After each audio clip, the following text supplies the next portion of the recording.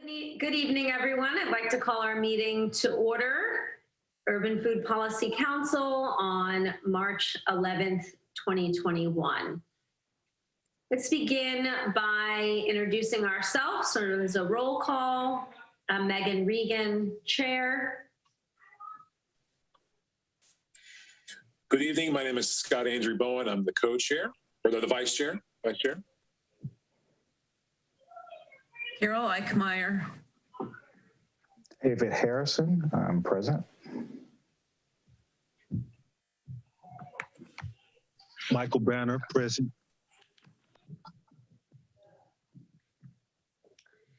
Okay, wonderful. Thank you all. So did anyone have a chance to review our previous meeting minutes?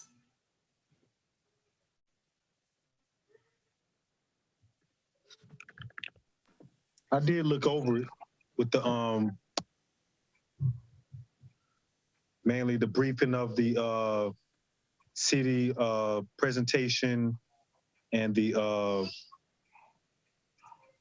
talk about the summit, food summit. Mm-hmm. I reviewed them and I move that we accept them. Is there a second? Second from Scott. Okay, so we'll go around roll call. All in favor? Aye. Megan? Aye. David. Oh. Aye, Michael. Aye, Carol. Aye, Scott.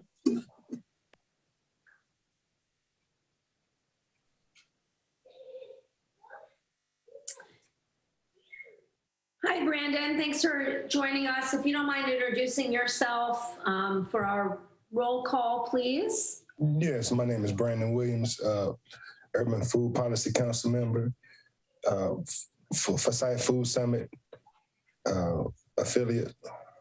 Awesome. Thank you. And we were just getting started and voting on approving the minutes. So I'm not sure if you've had a chance to review the minutes. Yes.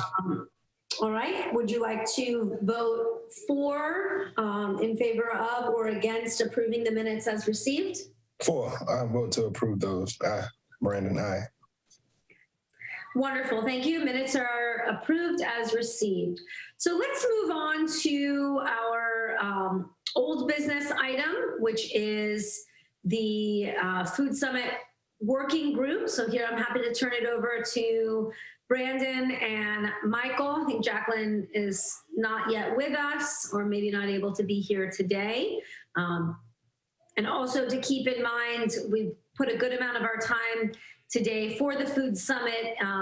Ideally, we may see some items to vote on while we have quorum here, things like dates and such like that. Brandon and Michael, would you like me to pull up the proposal? Sure. Okay.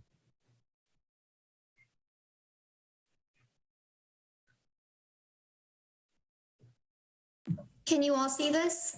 Yes, I can see it. Great.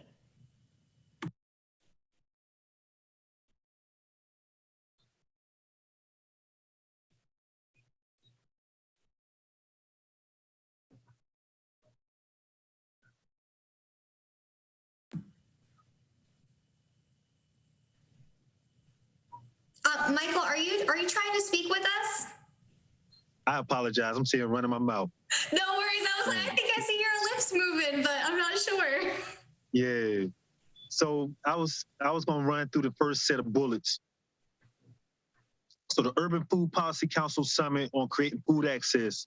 Why? Goal of the event is to help create food access and awareness of community resources, to differentiate policies, i.e.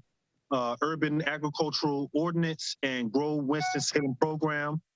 Is to hear what people's needs are and spread awareness of the UFPC, Urban Food Policy Council, to inform the public on what partners provide to the community, and to give opportunities for Winston-Salem residents to interact with UFPC members, Urban Food Policy Council. And that will be, it's proposed to be on Friday, April 9th, and Saturday, April 10th, and Sunday, April 11th. What time? are we talking about?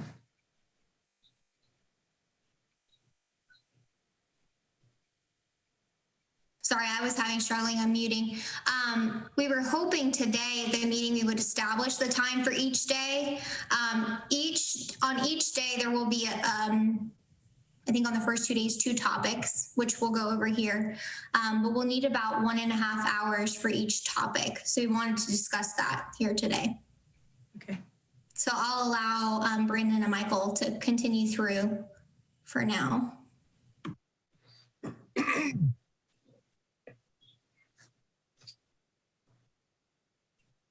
Yes, and as we move down to the second set of bullets that I have here, and we have the target audiences who will be invited to attend, and how do they align with the goals of the organization.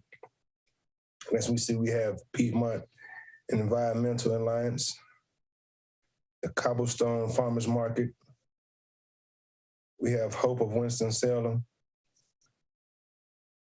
We have Forsyth County Cooperative Extension, which is to whom that I had the pleasure of speaking with 3 individuals from that variable earlier today. And all 3 expressed their willingness to be on board with this initiative, with this summit. I spoke to one young lady, I think her name was Alyssa. She's out of Guilford County Cooperative Extension. I spoke with, I want to say her name is Carmen. I can't remember. She's with Cameron. Yeah, Cameron. She's the new community garden mentor. And I spoke with Kim Grisley. She's over she's the new director at Forsyth Cooperative Extension.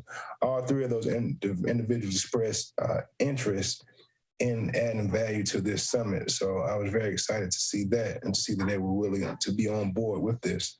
So as far as that's concerned, we have those 3 from that cooperative extension dynamic, both linking the Forsyth County element and the North Carolina agriculture and technical element vis-a-vis Alyssa. I think her name is Alyssa McKim, if I'm not mistaken. And then we have Neighborhoods for Better Neighbors. I haven't done so yet, but I wanted to possibly incorporate Timbila with that element, because I know she's an affiliate with that. Also, she does have some value in terms of the urban food, urban agricultural component. So I have not, but I do want to incorporate her into that part of that component of the summit. Second Harvest Food Bank of Northwest North Carolina, Liberty Street Market Vendors, Bless the Children, and the person who is the managing member of that, be it John L. Hunter. And then we have UFPC, Urban Food Policy Council. We have the broader public, which has yet to, the specific individuals have yet to been identified. And then we have I believe that says the Latino representation. So those are some of those other stakeholders, community stakeholders that we wish to reach out to make this a comprehensive summit. Now we're looking at the registration, which is, I know that was one concern that one of our summit organizers had brought to the table in terms of registration. You know, is it going to be a situation where it's in that we're looking to have an online registration or some other type of alternative?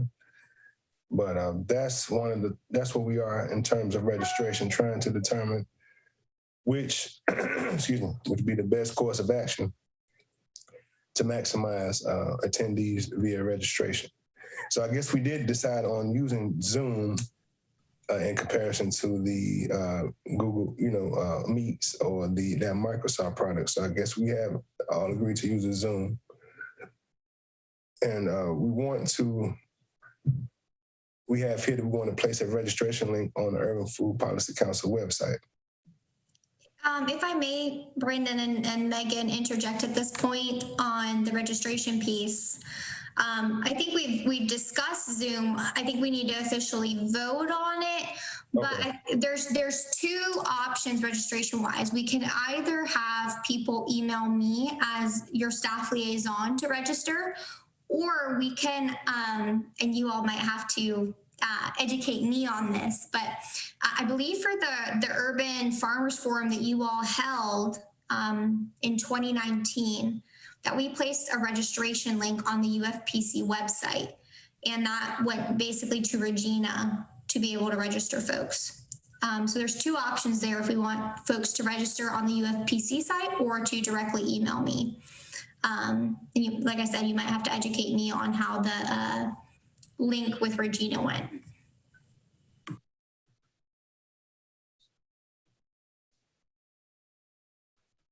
I'm going to look up and see how they registered. I know that the city coordinated the registration. I don't know that they emailed it in. I think there was a hyperlinked PDF. I'm going to go look that up. Okay, and we can do it either way that we vote on and we best see fit, but I just remember that being the way that we have done it in the past.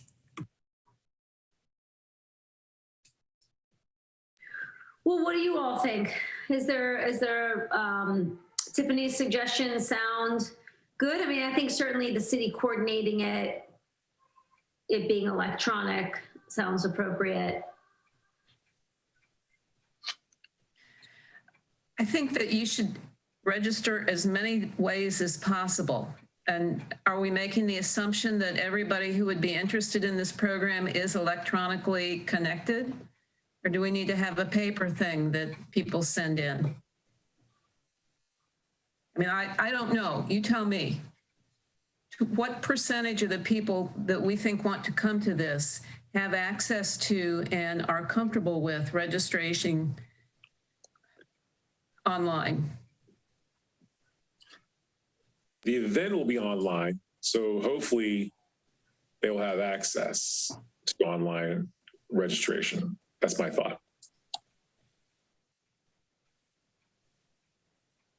I'm not sure if we've established whether we're gonna have a social media presence, but that probably would be the easiest way to kind of catch the attention of people, because people don't regularly follow the city like that. Right. So, but like Scott said, everybody gonna have to jump on Zoom anyway. So they're not digitally inclined. They're gonna have to learn quick, like I did.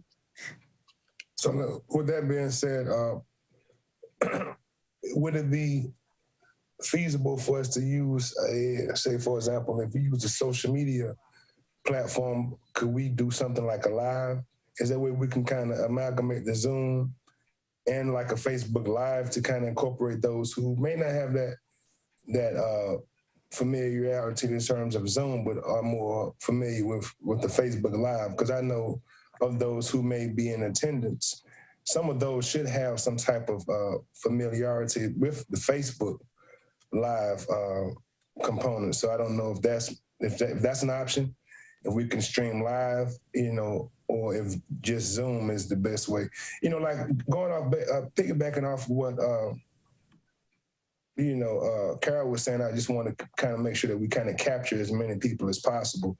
And based upon what Scott and what Michael was saying, it's by being held online, that's kind of like a prerequisite. So I know Zoom may be a little challenge, but I know a lot of people do use the social media platform, Facebook, in terms of going live as far as streaming content in real time. So I just want to kind of see if that's an option as well. I think that's a great idea. I know I've done a number of Facebook Live speaking engagements, and I've been impressed with how many people are actually watching it. I do think in terms of the electronic registration, as I'm looking back, our Urban Farmers Forum, I know we promoted the registration on social media. Each of us individually were promoting it. I think it was to follow a link to complete the form. But yeah, that Facebook Live is a great idea. And I think it may also be an option to consider excuse me, option to consider in terms of invites. I think that's a good way to invite a lot of people, through their Facebook medium to get them involved and to try to get, feedback in terms of interest on that platform as well. Yeah, I mean, if you go live, the idea is to try to get a wide scope of people to be engaged with what you're trying to present. By doing that, any and everybody can repost that, share it.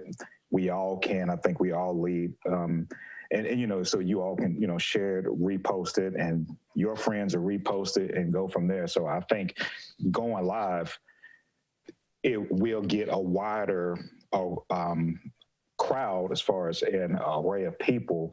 I think my question for that would be, how tightly would we be on trying to register people? Because, if we go live, then it's not like you truly have to sign up to see it. So, it's kind of I guess that was my only thought. I think as far as the viewership count and getting people engaged and going live, we are for sure going to hit a lot of people by doing that. Well, maybe there can be something that if you register, you get, like materials or access to materials or something, like different kind of links. So that's the hook. If I might interject at this point, I think I will need to check with the marketing and communications department to see what we can do as far as going live on Facebook. But Carol, to your point, as far as resources, I do definitely think that that's the benefit of registration, because the Food Summit group did discuss post-summit releasing some resources around what were the frequently asked questions and the answers to those frequently asked questions, and also what are the resources available. And of course, if you register, we will have your email to be able to share that information. Whereas Facebook Live, I think it's kind of whoever logs on to watch at that time. Well, if you don't go live, can you record the Zoom so we can repost that? The conference. I definitely think that would be an option. Absolutely. I will consult with marketing to determine what we can do, but I definitely think we will be able to sort something out on that front. Which kind of brings me, pardon me, which kind of brings me to a quick question based upon what David was saying as far as the sharing. I was wondering if it would be possible if we invited some of those individuals out, if they could have some type of pre-recording, or if we did like some breakout sessions, if it was pre-recorded, we can kind of have them edited, or being able to, have people to select what breakout session they would like to attend.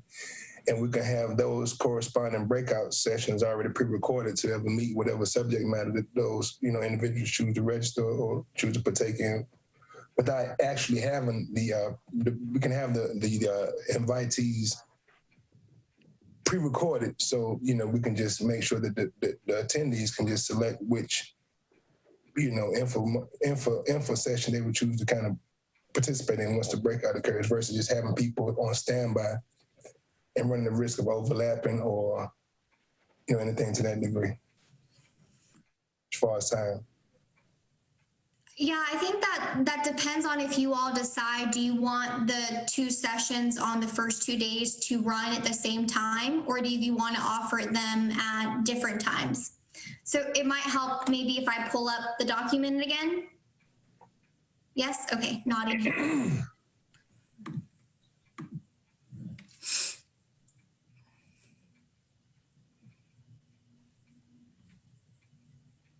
So here's where I was saying, we have 2 topics that we've designated for day 1, April 9th. Do we want those to run, I can't recall the word for it, or simultaneously, or do we want them to run and be offered at different times? In my opinion, as a non-voting council member, I would suggest offering them at different times so that people, if they want to engage in multiple topics, have the option to. If we do the pre-recorded content, that's great, but I think it's very different than if you have a live person engaging in that material, answering questions that arise within the presentation. But I'll allow you all to discuss that. This is Scott. I believe that in the response to the should we have them separate or simultaneously, I think just looking at these two topics, I feel like those are important topics to the people who we're reaching out to. So I think it's definitely something that we should do at separate times so that everybody can have a voice and everybody can listen to what's going on. So that's my thoughts. I think that's a good point. And if they can be recorded, then people who can't hit at that particular time can pick up the information later. So it can be live but recorded for replay in the afternoon if it's a morning session or whenever anybody feels like it.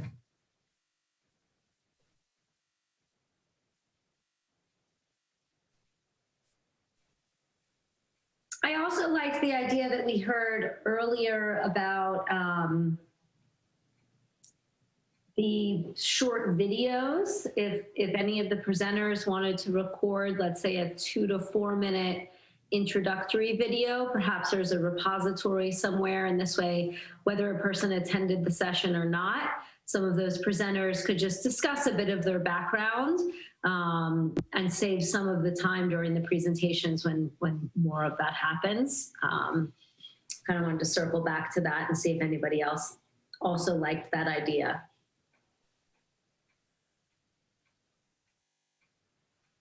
And I guess more so what I was saying as far as more so the pre-recording is more so like, for example, if we had a segment in the community garden piece and we wanted to discuss road covers or high tunnels, and we had a person who did a brief 2 to 3 minute demonstration or did some type of provided some type of visual aid on that, did a quick piece that was pre-recorded and did a intro, a quick demo and back type of thing is what I had in mind in terms of more of a pre-recording. Oh, that's even better, right, Brandon? I know asking someone, let's say, read this 12-page document ahead of time is a tougher sell than watch this 6 to 12-minute video. Yeah, that's a great idea. So sort of in preparation for this session, here's a walkthrough video. Yeah, that's great. Yeah, so that's kind of, yeah.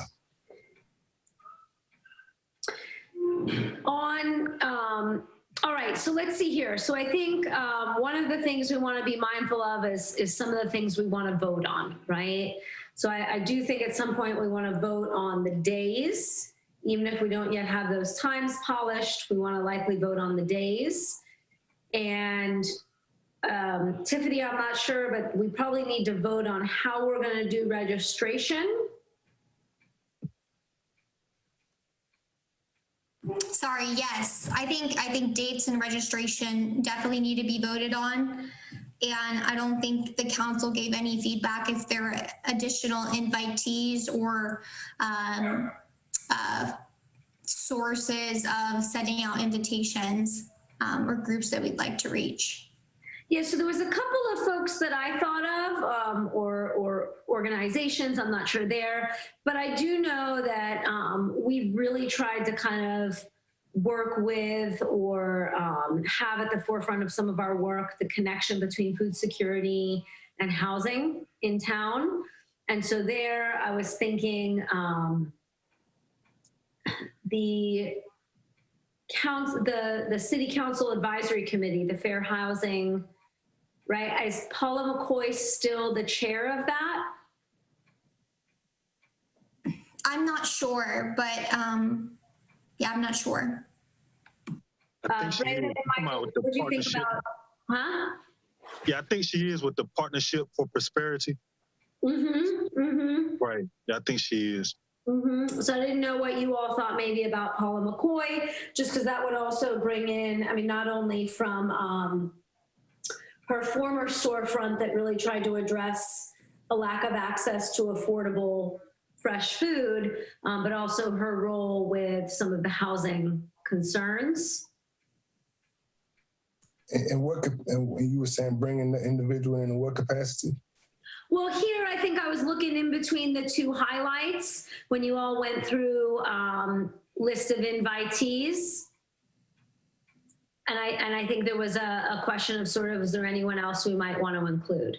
So Paula McCoy was just one of the people I was thinking, especially in terms of maybe at some point addressing that housing connection with food security. But even though I got an idea, doesn't mean it's a good idea, right? And then the second one was, I think the last bullet was about Latinx representation.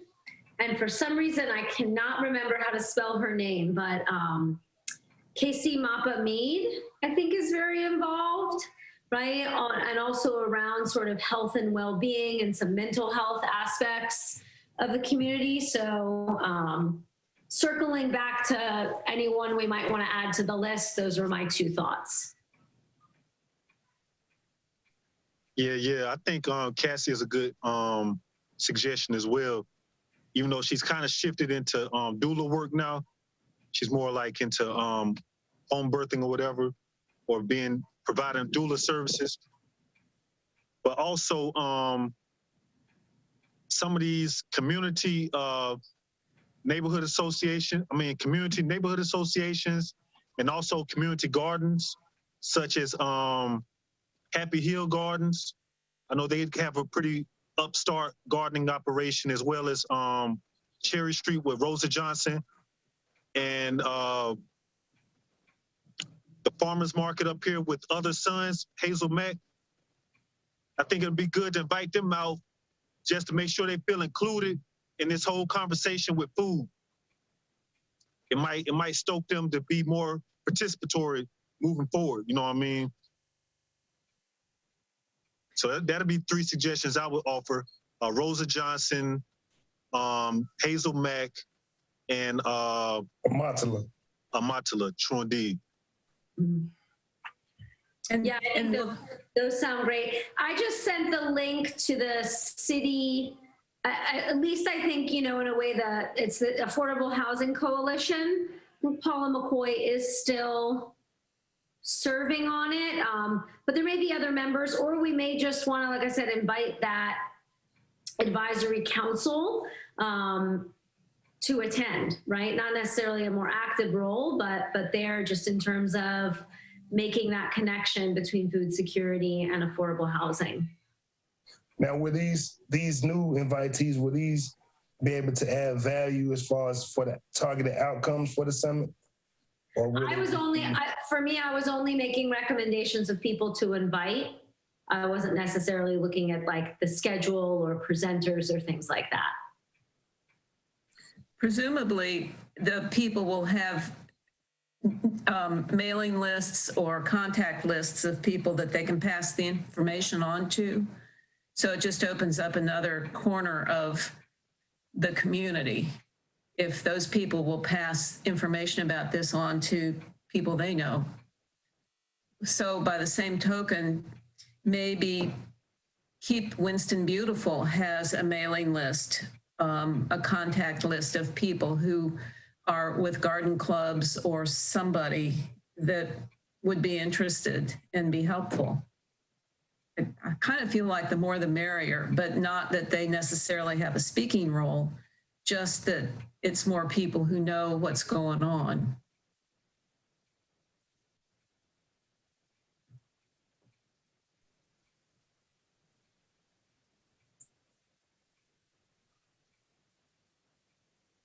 Yeah, I mean, I agree with Carol in a way of people to invite and also ask them to share the information about the food summit to sort of, I forget what you call it, like a snowball effect, right? In a way of reaching out to people. And sometimes that personal invitation, I might click on the link more so than just getting spam.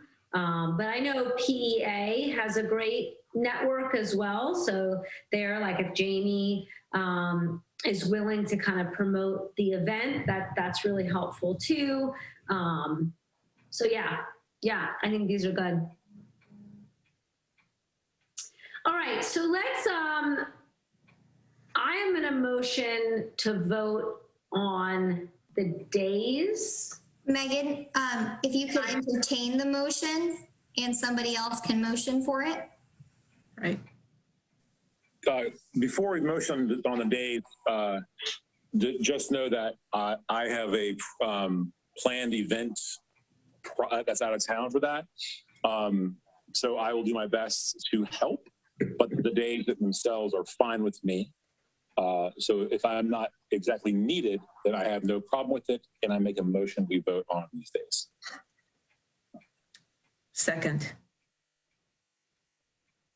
All in favor of, well, so here, Scott, I'm not sure what you said. Did you say you motioned to vote on it, or were you motioning to vote on the days? No, unless I am needed like a lot,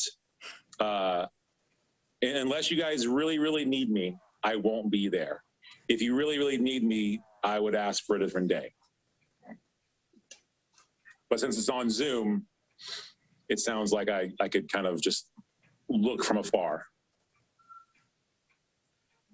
and help with like the front end stuff as much as possible. What do you all think? Do we want to get a sense before we vote of other council members who may or may not be able to attend that weekend? What was the time window that you all were talking about? Because we haven't talked about that, and I think that would, I know for me, that would impact me a lot there. So what time were we thinking about, like in the morning or in the afternoon, or?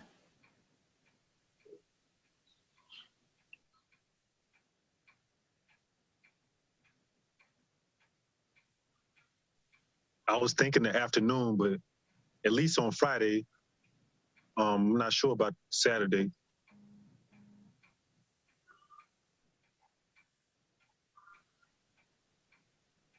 Yeah, I could definitely do Friday afternoon. The next day, I actually run my pantry that AM, and that goes until about noon. And then the next day, of course, I have to be at church to preach that morning. So, you know, either I'm flexible to be around, but I'm very flexible that Friday for sure. I'm quite flexible that weekend. Friday, I'd be available by mid-afternoon, and the rest of the weekend, I can be flexible and available. It's a good weekend for me.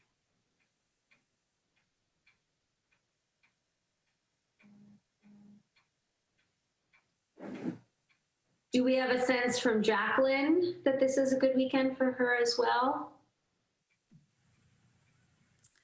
I mean, I think we discussed this date in the past, and she hasn't vocalized being unavailable. Her general sentiment to me is whatever UFPC decides, she will always be available and make that a priority. Okay, so Brandon and Michael, any broad swath ideas of the times? I'm thinking since we're ahead of it, I can pretty much try to meet or accommodate for either time.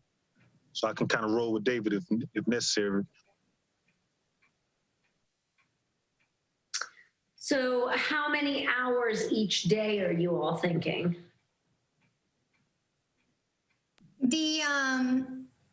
Let me pull up the document again. I think that might be helpful. So, yes, and Tabila, are you with us? I am. Good evening, everyone. Good evening. Okay, sorry, I was just writing the attendance here. So for each topic, we had within the Food Summit Working Group discussed an hour and a half of total time for each topic, with about 30 to 45 minutes for presentation, and then 30 to 45 minutes for breakout conversation. So if you look at the total day, probably about 3 hours. if you run that straight from topic 1 straight into topic 2, you could offer different topics at different times. That's up to you all. I think you got to give at least 15 minutes in between in case people need to get up, use the restroom, something, don't you think? What, y'all think back to back, or you think a 15-minute, 10-minute break in between? Yeah, there needs to be a break between sessions for sure. And if we're going an hour and a half length, my suggestion would be that there is somewhere in there another 10-minute break. Some people need to get up and go. So just something to consider, or just open it up for people to do as they need to during that hour and a half.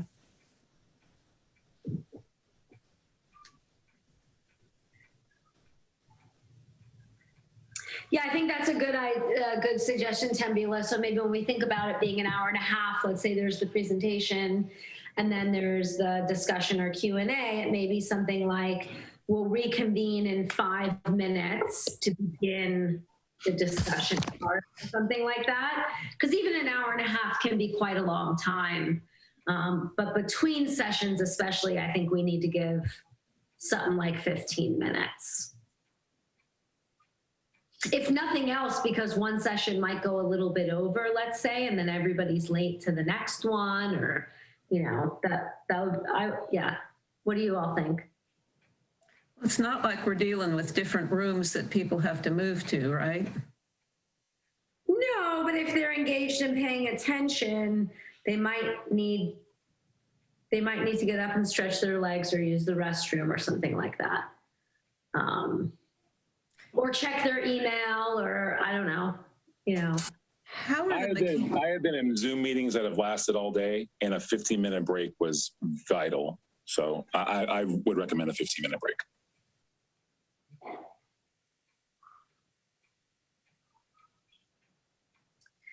All right, so there, if we're thinking then that puts it at like 3.5 hours, let's say, right? So what, Friday, you think Friday 2 to 5:30? Do we want to cut into dinner? Or do we want to do afternoon?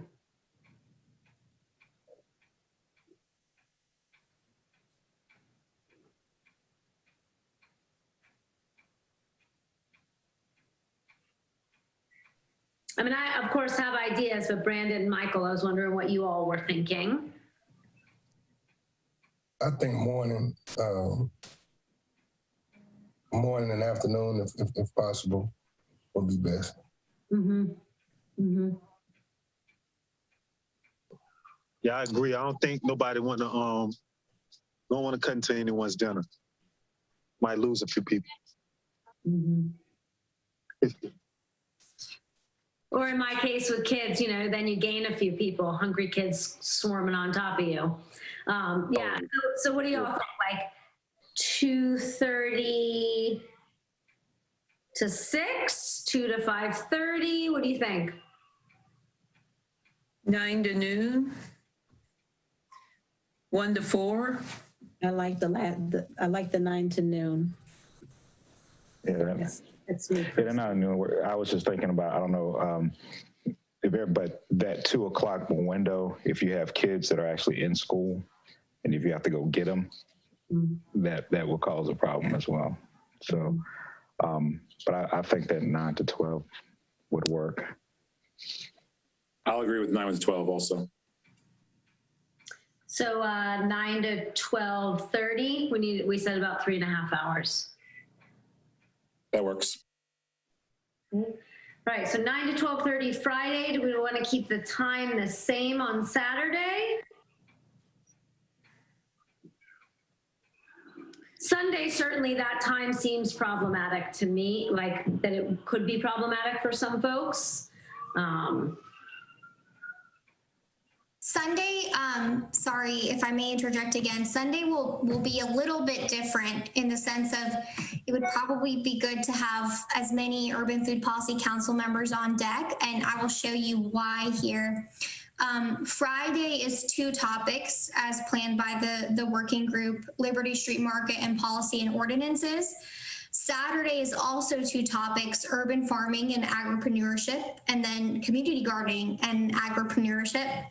And then Sunday was thought to be more of a coffee break or concluding thoughts with the Urban Food Policy Council, giving the public, the broader public, an opportunity to engage with you all, to let you all know what they think that you should be focusing on, to get to know you all better.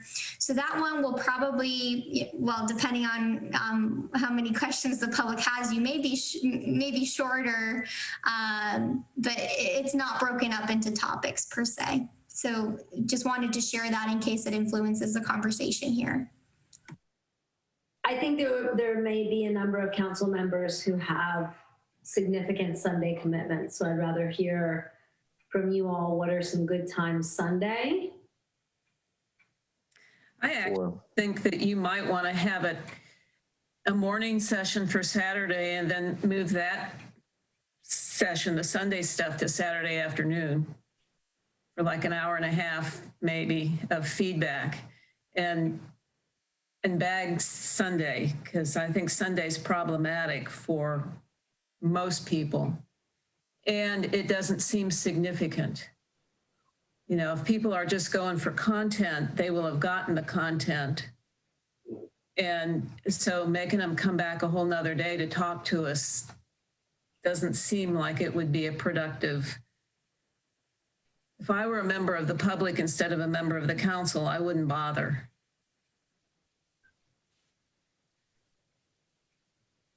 Just saying, sorry. What if it was like Friday?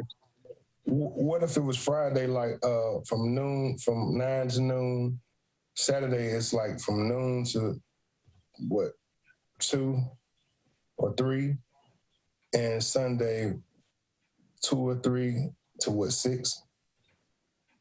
So that, well, I mean, each day it gets a little later, but on Sunday, if we were to have the meeting on Sunday, I think the later would be a lot more feasible versus it being a morning or afternoon session. If that's something that if that's still a day that we're willing to still consider moving forward.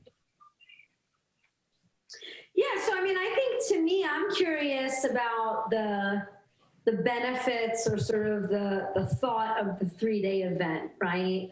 I know for a lot of folks, Sunday is a day that has commitments. A lot of persons of the Christian faith, there's a lot of family and gathering and religious observation. For me, that doesn't include me, so so I don't approach Sunday in a similar way. But was there a thought in terms of the benefits of it being 3 days? Right. In other words, part of what Carol is saying is like, if we can do it in 2 versus 3, that might help a member of the public say, this fits with my schedule or my time constraints better. So I didn't know if you all were thinking 3 days builds more community or more continuity of engagement, something like that. I actually like what Carol said. I think making it 2 days instead of 3 days keeps it less laborious. Like, of course, we're very avid about this food policy stuff, but if it can be shortened to 2 days, you keep their attention for 2 days. And like she said, with the last session being less stringent, I think that would really allow people to kind of like decompress a little bit from the first 2 sessions, and then come to the last session and have more of a build a rapport with the policy council. And maybe ask all the questions that they saved up for a couple of days.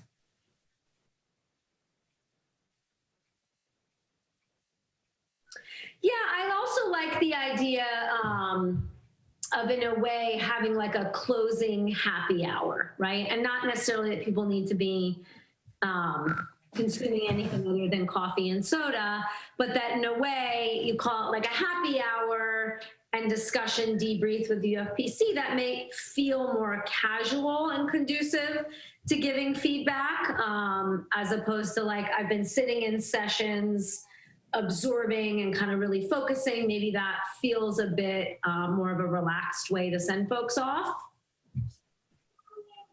So are we thinking 3 hours for each day, Friday and Saturday? Is that correct? If we do, Friday would be about 3.5 hours if you add in break time. We were talking about doing another 3.5 for Saturday. However, if we move the Sunday time into Saturday, it will probably be in total closer to 5 hours, with the conclusion being, however long it needs to go based on how much the public engages with you all.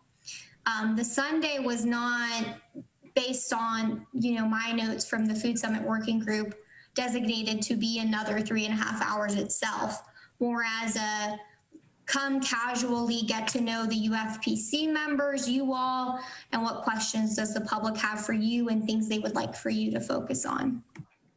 Does that answer your question, Elder Covington? It does, and I think you probably saw where I was going with it, trying to kind of put that more casual time, attach it to the Saturday event. I think a 2-day event makes sense. I think the time frame, I do apologize for being late on it, but I don't know that the subject matters would necessitate, having that much time towards each one, the hour and a half, but that's just my thought. I think we could perhaps kind of condense it where all of those activities can take place in 2 days rather than Sunday. And I appreciate you, Megan, for mentioning, I know some of us are still doing virtual services, but Sunday is that day for me. And so I will not be committing to that day. It's also a time for me to prepare for my work day on Monday. So that's just me.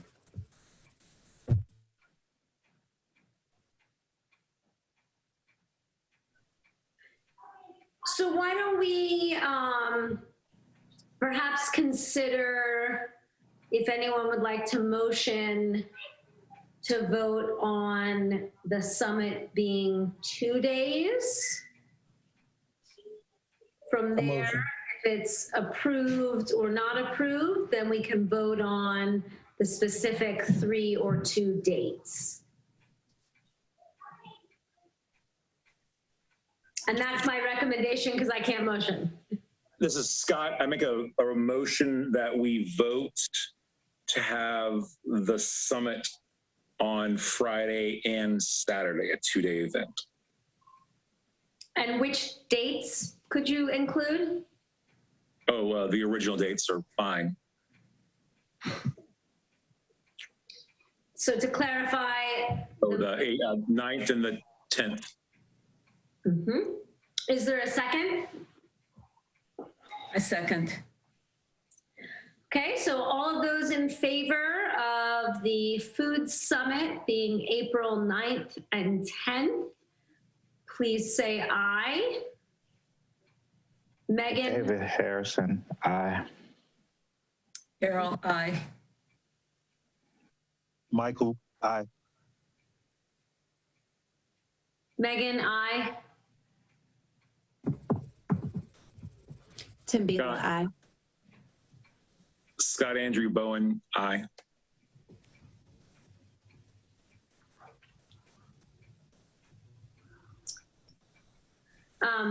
Brandon, would you want to vote or abstain?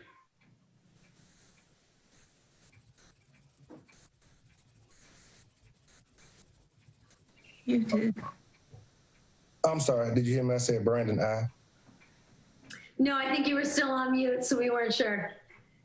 Thank you. All right, well, motion passes. Our first food summit for the Urban Food Policy Council is scheduled for April 9th and 10th, 2021.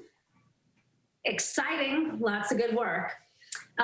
So from here, would we like to vote on the times of the event? Seems like we have been discussing Friday, like 9 to 12:30, and then Saturday, perhaps most of the middle of the day?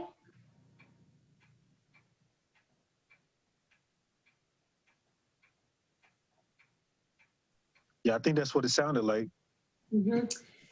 I know for myself, the 9 a.m. Friday is a bit tight. I teach from 8 to 9, so I could be there quickly after, 9:30 the latest. Online, I just, have to leave campus, come home, pop on Zoom at home. So I couldn't be there exactly at 9, but I could certainly be there before 9:30. Megan, I would suggest if you could be there at 9:30, probably 9:30, because if we look at what the Food Summit Working Group proposed, it would be you and I hopefully leading discussion around Liberty Street Market, which I could start off, but probably if we can not be rushing around to lead the topic, it would be better. Excellent. Yeah. I mean, that's kind of why I wanted to make that, statement, right? That 9 o'clock's a bit too tight because I teach till 8:50. So, yeah. How about, 9:30 to 1 on Friday?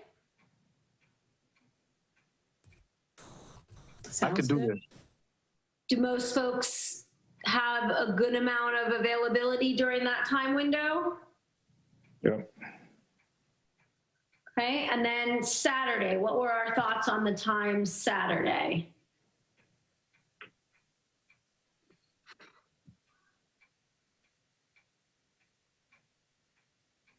$6 a.m.? How long will the presentations be on Saturday?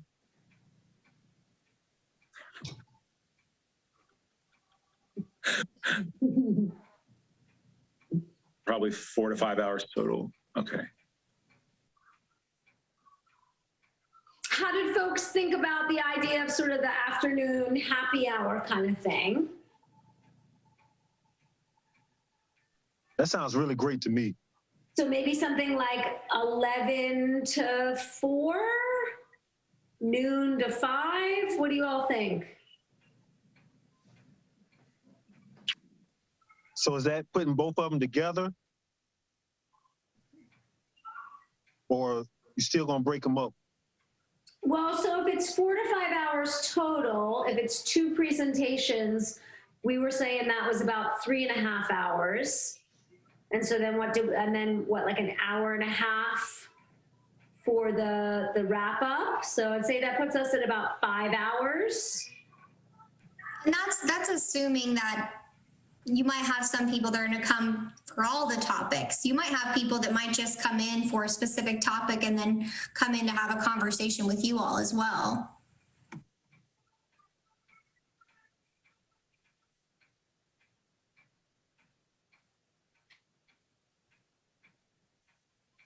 So, part of me can see the 12 to 5, and then it gives someone the morning if they have stuff they need to do. Part of me can see the 11 to 4, and that you've got a bit left in your later afternoon if you need time. But what do you all think? Let me ask you a question. Just a point to ponder. Is it possible that the questions and answer segments can occur simultaneously? Because we do have a chat feature. So if attendees have questions during real time, is it possible that those questions could be posed in the chat section and they can be answered closer to the time of the actual presentation versus having a separate break, having a separate section just for Q&A, since we're condensing? Is that something that's feasible, or is that too much? No, I mean, I think so. And I guess the way when I've attended events like this, a session would have a moderator. Right. And so at the end of the presentation, let's say that I was serving as a moderator for you, I would have those kind of queued up, or I'd copy paste them into a easier to read document than just the chat transcript.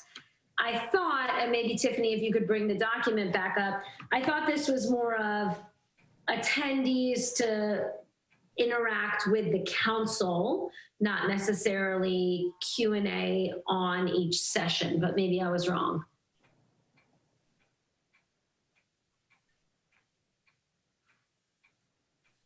if we could, I would like to kind of break it up, just, to get those first few hours out the way.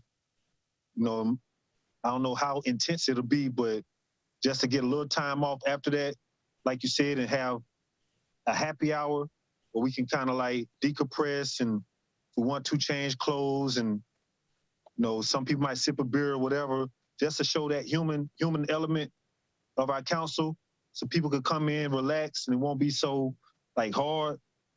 I would like an actual happy hour. You know what I mean?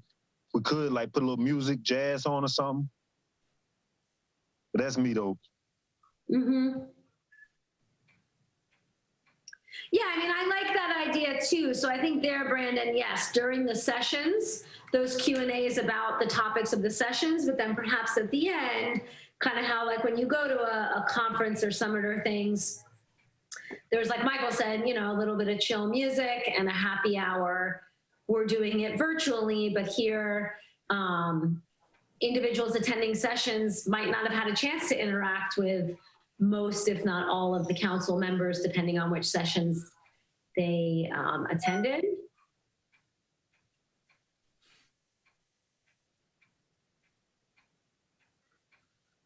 This just crossed my mind, and maybe it's not possible, but if you do this informal or casual happy hour / coffee or whatever, you could ask a couple of local businesses to offer a discount on a takeout drink or on a takeout coffee. If you wanted to get fancy, that's my fundraising brain starts to think that way. I mean, that's a fun idea in a way. If we could announce it on Friday, I'm just making up, right? Like XYZ coffee shop and brewery are offering 15% discounts to attendees if you want to have your beverage queued up or something. I don't know. It's a thought, but I guess there to me, something like 12 to 5 or 11:30 to 4:30 kind of lends itself to that late afternoon, being a bit casual, being a fun, interactive way after being in some sessions that are sort of, directly engaged and a lot of energy and learning going on. Because we all know how social I am, so. Because that break, like, especially with us with children, like, after we go through this session or whatever, we're probably going to have to put our children, get them in shape a little bit and actually get to a happy space. You know what I mean? Like, if we go straight through it, it might be a little contrived a little bit. You know what I mean? I like what Tiffany said, like, trying to pull those potential partners out of the ecosystem of the downtown or whatever. People are opening up late, or I don't even know what's really going on right now with the COVID stuff, but some people might want to actually participate with that and build some type of familiarity with the council. Yeah, okay, yeah, so I see that, I like that. So there's something like, well, would it be 11 to 3:30 or it would probably be 12 to 3:30? Because 11 to 3:30 is 4.5 hours. How long did we want the direct programming? Was it 3.5? Okay. Mm-hmm. So they're like 12 to 3:30, and then maybe a 4:30 happy hour.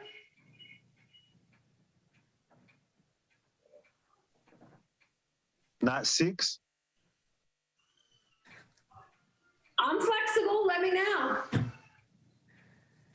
I still got like an hour before I go to bed at 6, so yeah, that's good. I kind of like this council time, like this time right here, what we're presently in. This feels more like, I don't know, we might get some different type of people to come out. They might miss everything else, but they might just come out for the happy hour. And once they see that we're personable, they might, get a little, involved or whatever. All right, so we've got we could do 12 to 3:30 and then 6. We could do later and do like 1 to 4:30 and then 6, so like an hour and a half. What do you all think? You want a big break or like, do you want a few hours or closer to an hour? I think the shorter the time frame, the better to keep people engaged personally. So I think I saw, what did Tiffany write? I liked it. The 11 to 3:30 and then 4 to 5. I personally thought that was a good time frame. Because everybody, and I like how Michael said to kind of find your happy place and deal with all the things you need to deal with, but they come back refreshed and ready to discuss and get to know people.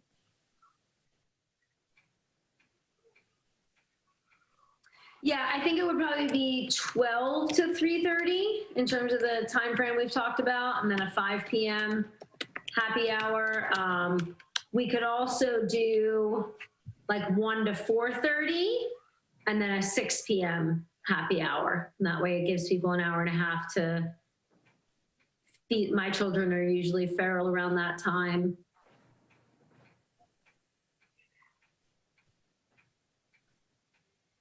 I have the whole day and I would go at 6 a.m. So you all, yeah.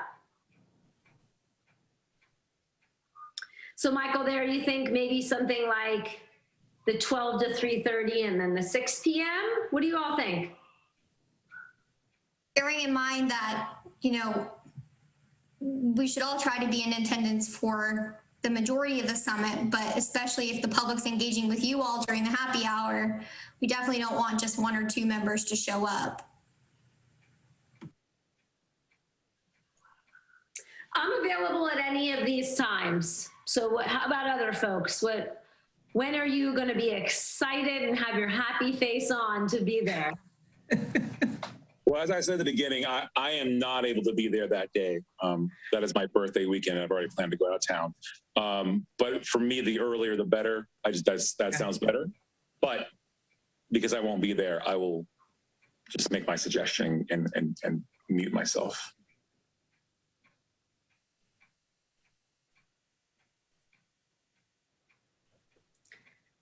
I prefer earlier the better.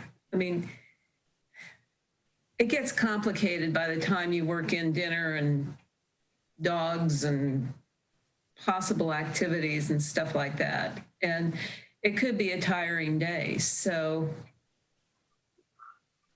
and if it turns out that it's just us and no general public, then do we have the ability to say, meet you down the street or see you next month or something like that?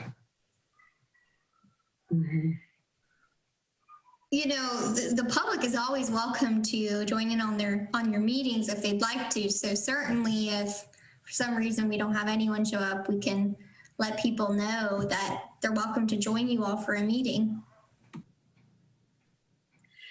So I guess there, in the sense of earlier, right? Are you thinking there, Carol, like 11 to 2:30 and then like a 5 o'clock happy hour, 11 to 2:30 and a 4:30 happy hour?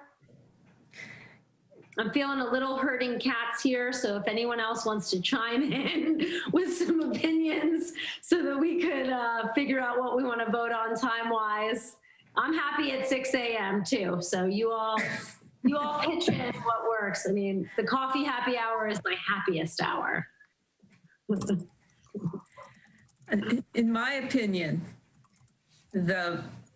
Michael and Brandon really ought to pick the times since they've been involved with the planning of this. And whatever y'all think is best, I will go along with. I tend to be a morning person, and so later in the day is a little bit harder for me, but I will be there, whatever you guys say. Just, I may not be sparkling. My only request is as long as we get a substantial break in between that 3.5 hours and that happy hour, Like, it doesn't matter to me. I can actually, I ain't gonna say 6 a.m. because I got some duties I got to take care of. But from 8 a.m. on, I'm good. All right, so what about 11 to 2:30 and then a 4:30 happy hour? It will have been daylight savings time. It's 5 o'clock somewhere. I mean, it's Scott's birthday weekend. It's been 5 o'clock since Friday. If it's okay if we do the 11 a.m. start time, I don't know what the policy is if I have to hop on, if I'm like out and about, coming back from the pantry, would that be okay if I hop on, maybe in the car, but I'll be on getting back to a secure location? Is that good for you all? Or? So there in that first session, right? So there, I think, David, to me, it would make more sense in a way to think about who can come to each session, right? So maybe there in a way, does it work for your schedule to think about attending starting the second session? So is like a 12:30, 12:15, 12:30 feasible in your schedule or not yet? Yeah, that should work. How we run the pantry, we usually are there until everything is gone, or we try to set a block time. So I'm usually done like by 12, but I could be done before that. It just depends on how quickly everything gets gone. But yeah, I could for sure attend at that time. Michael and Brandon, what do you all think? Push it a little later, or what?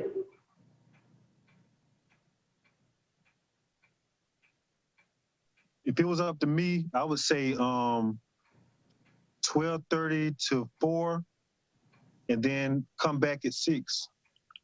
But I know that's maybe not the best for everyone else, so. Well, do we want to try to have someone motion that and see where the vote goes? Okay. And I'm not sure 100% of us can be there 100% of the time. You know, I can be there 100% of the time, but I think for a few other folks, there's just going to be a few times where they can't be there, right? And so if perhaps a person is there most of it and that evening happy hour is the time they can't make, that might help cover for some folks who at other times can't be there, you know? But I would say let's just see where the vote on that time goes. Before you do that, Brandon, will you weigh in on what you think the Saturday hours should be?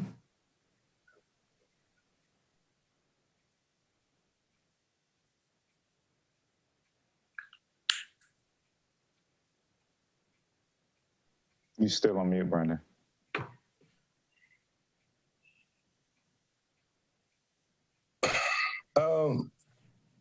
I'm just whatever everyone else goes along with, you know, whatever the consensus is, I go for that. I go with that.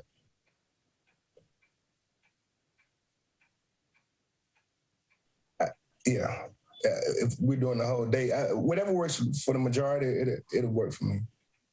You know, just making sure that the content is clear and concise. You know, that's my thing. Just making sure that the people get what they need without the fat. You know, so as long as the needs are met, it doesn't matter. It doesn't matter. As long as they can get everything that they signed up for. No pun, you know, anytime works for me, especially on Saturday. Okay. Tambila, did you have any thoughts on the times?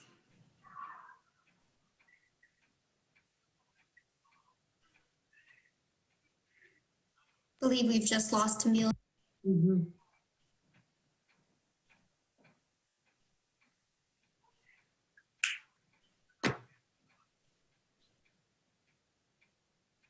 All right, 7:12. Would anyone like to motion and put a motion out for a time?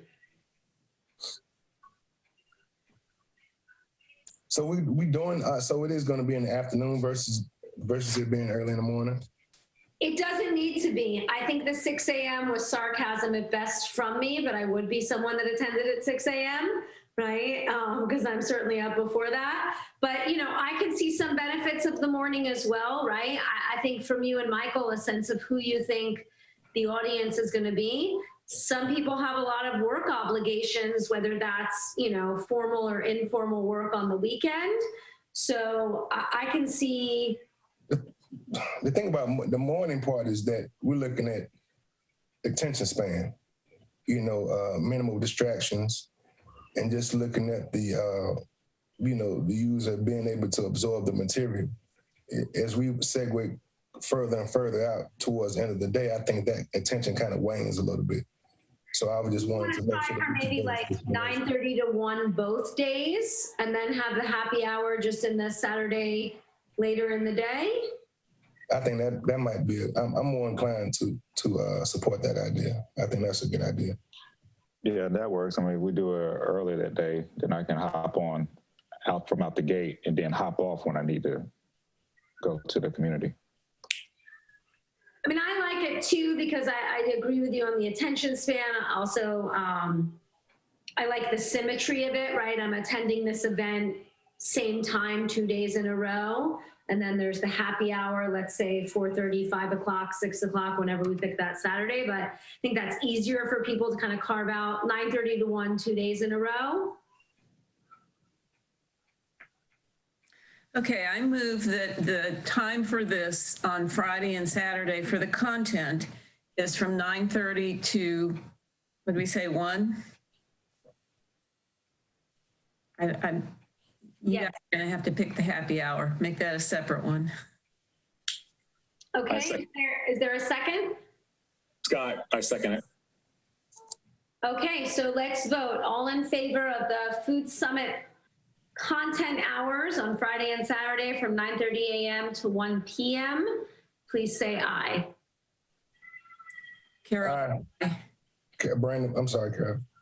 Go ahead. Am I recording? Carol, aye. Brandon? Brandon, aye. David, aye. I hate Zoom. Scott, aye. Megan, aye.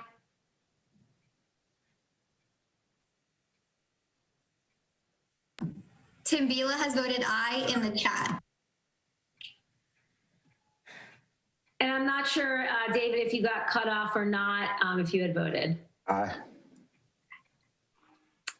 All right, so motion passes for the content hours of the Food Summit. Would anyone like to make a motion for the very happy hour? I make a motion for the happy hour to be at 2 o'clock in the afternoon. Was it because it was at 1? We ended at 1, right? I just make sure. No, because we're imagining people grabbing a beer. Y'all are younger than me. I was recorded, but I drink it too. Saturday afternoon, right? Right. Okay, then let's push it back. I make a motion to have it at 3:30 to 4:30.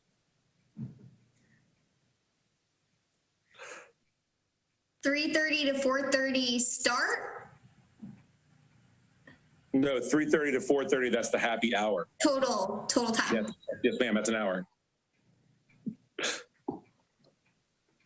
Is there a second? I second. Okay, so let's vote on the closing happy hour for the Food Summit Saturday from 3:30 to 4:30 p.m. All in favor?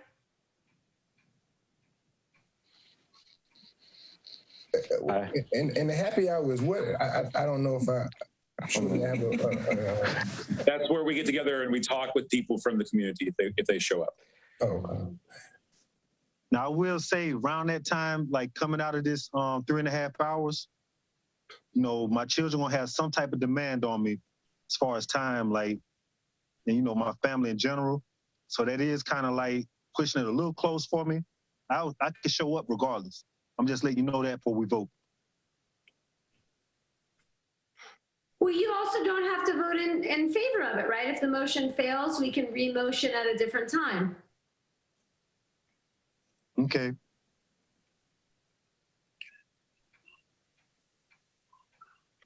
So I have Scott motioning 3:30 to 4:30. Carol has seconded that.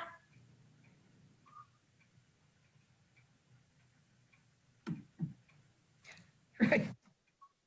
You do not have to vote in favor of if you disagree, but you can vote in favor of if you agree. I think you can also motion to amend. Is that correct? Someone can motion to amend. Correct. Can I vote that I don't care? I mean, it's kind of, Again, I won't be there. I was just throwing out numbers. So if you guys change it, change it. I don't think I can motion, but should someone want to motion to amend, you would say something like, I motion to amend the hours to 3 in the morning. I motion to amend the hours to this concurrent time like we are on this meeting, like from 6 till 7. Is there a second on the amended motion? I'll second that. question. Do we have to stay on the entire time? No.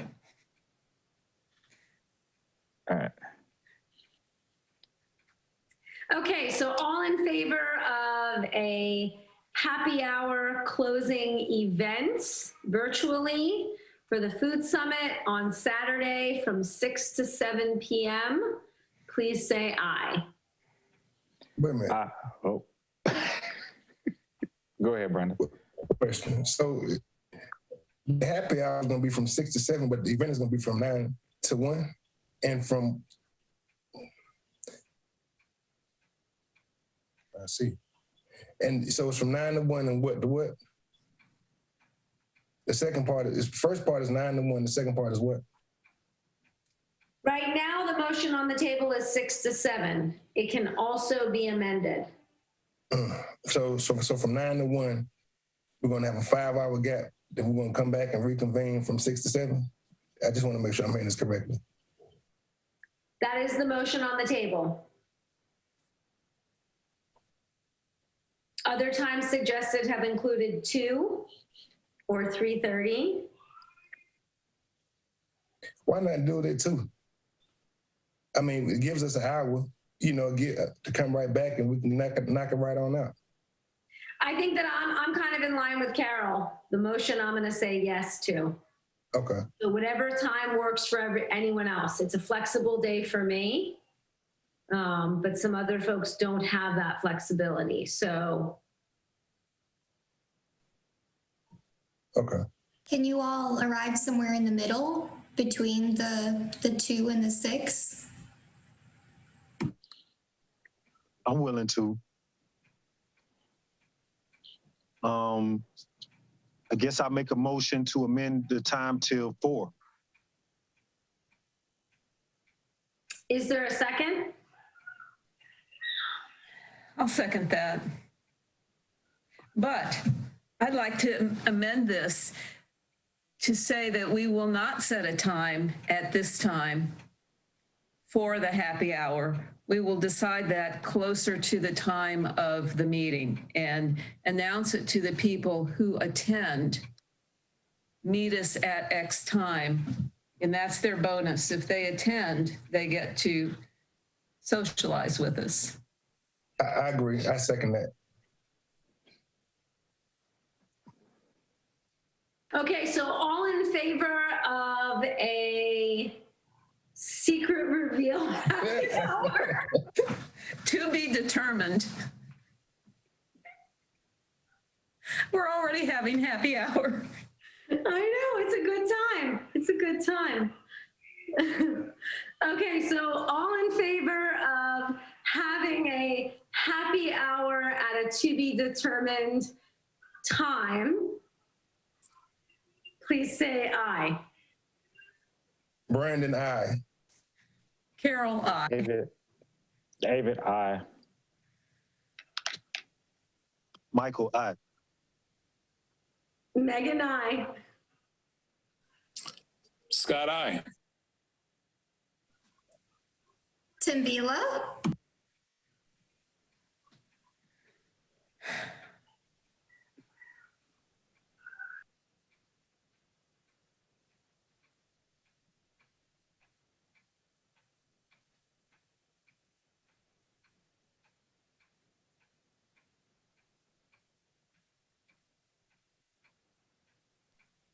I'm going to try to chat. Maybe she's can't hear it.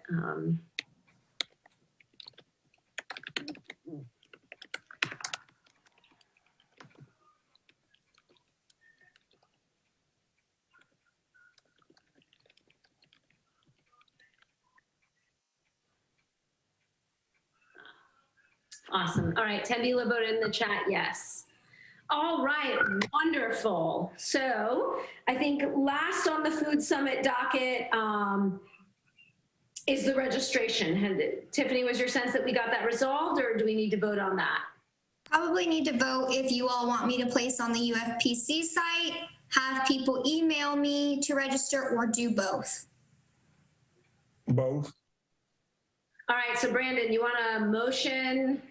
Yes. The registration is, I would like to motion that the registration both occur via email and online website. Those in favor, say aye. Is there a second? Oh, I second it. second. Okay. All in favor, say aye. Megan, aye. Sorry, who seconded that? Who seconded that? Carol. I did. Carol's our second for the day. Okay. Oh, Carol is. All right. I'll let Carol have it. I was the designated seconder. This is Scott. I say aye. David, I say aye. Carol, I. Michael, I.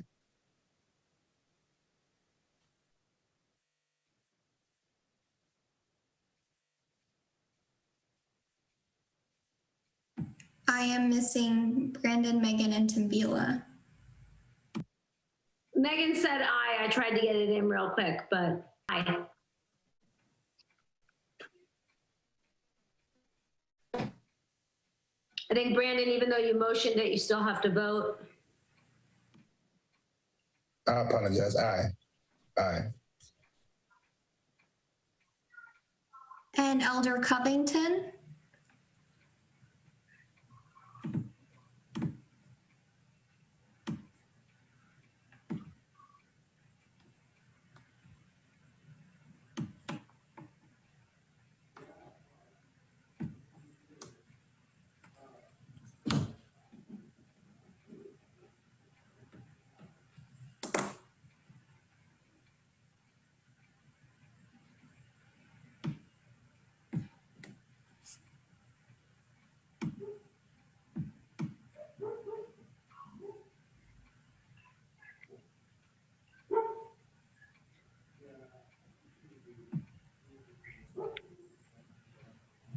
Elder Covington, do you have a vote?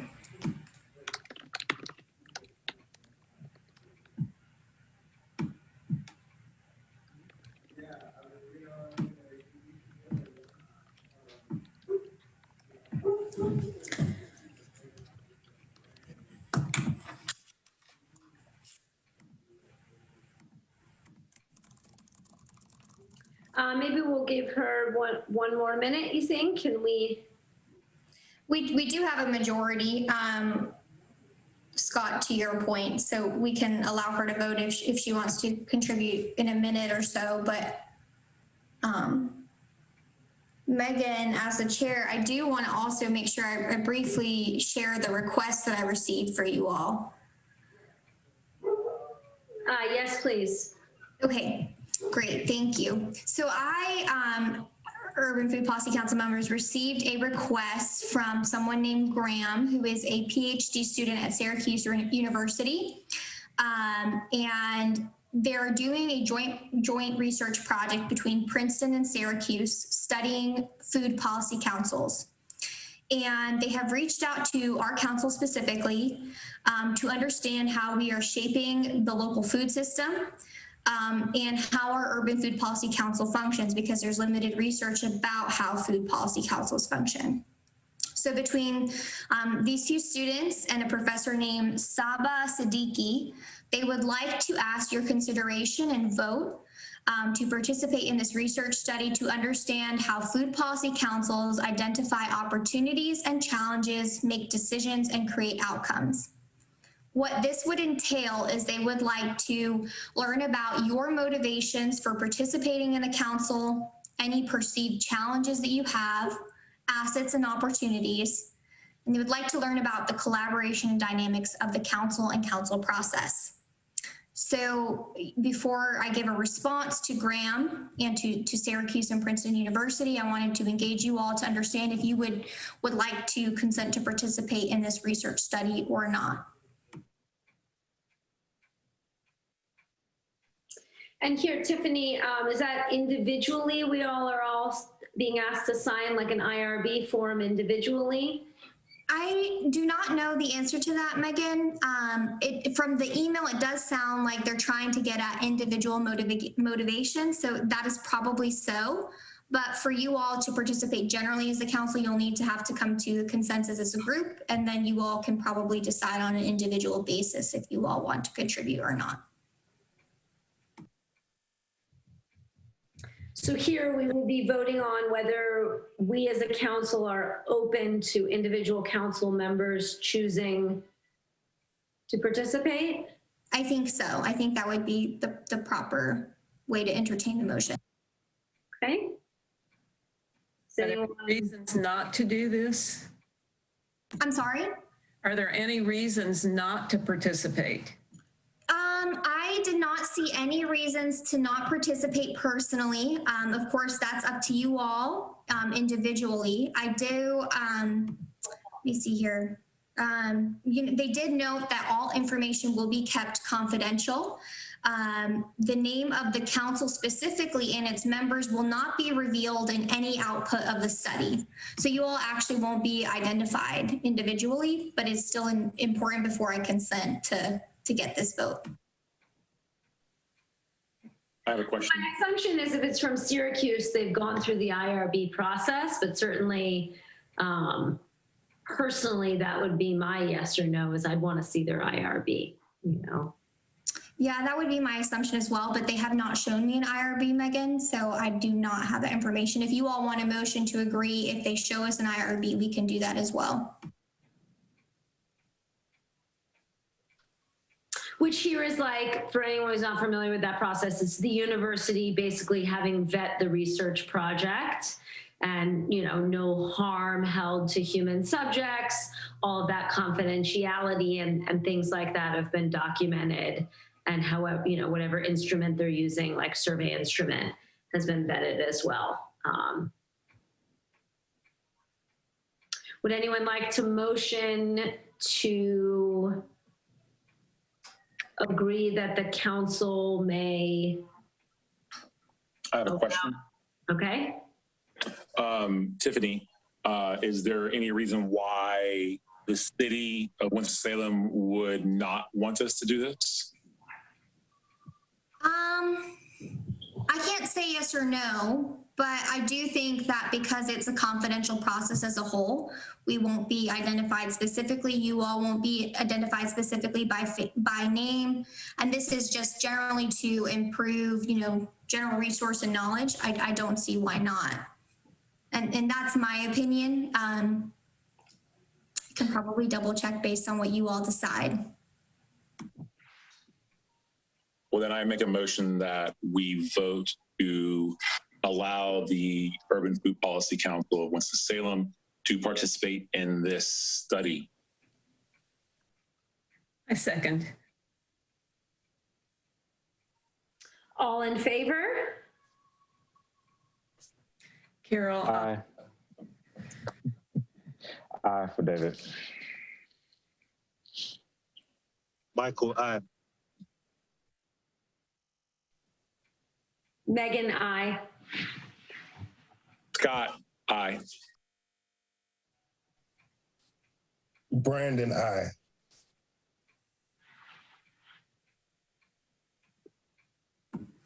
And Tabila, if you have a vote on this particular item or the past item as well, please let us know.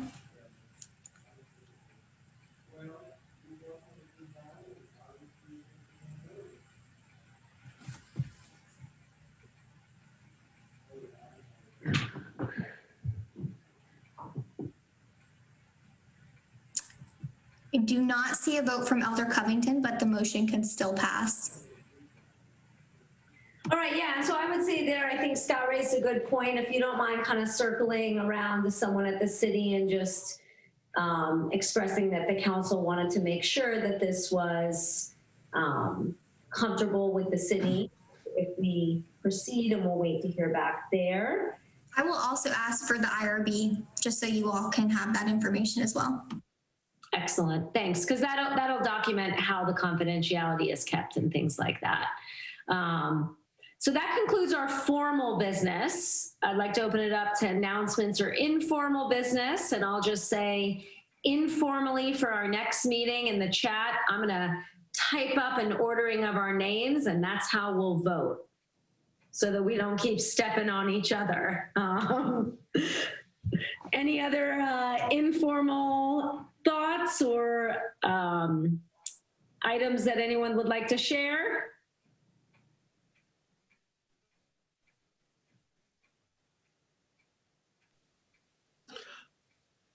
I hope everyone is doing well, and I would like to make a motion that we conclude this meeting.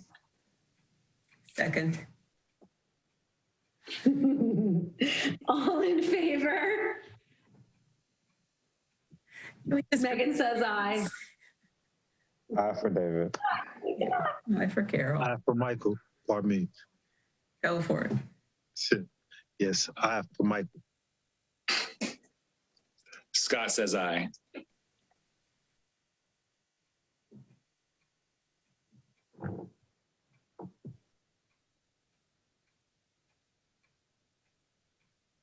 I think we got everyone. We've at least reached quorum for it. All right, wonderful. Well, thank you all for your time. Thanks for a pretty productive meeting, and enjoy Springing Forward this weekend. And so there, Food Council or Food Summit Group, reach out at any point to me individually, or to Tiffany to communicate with the whole group. It's going to be a really exciting month. Will we meet before the summit?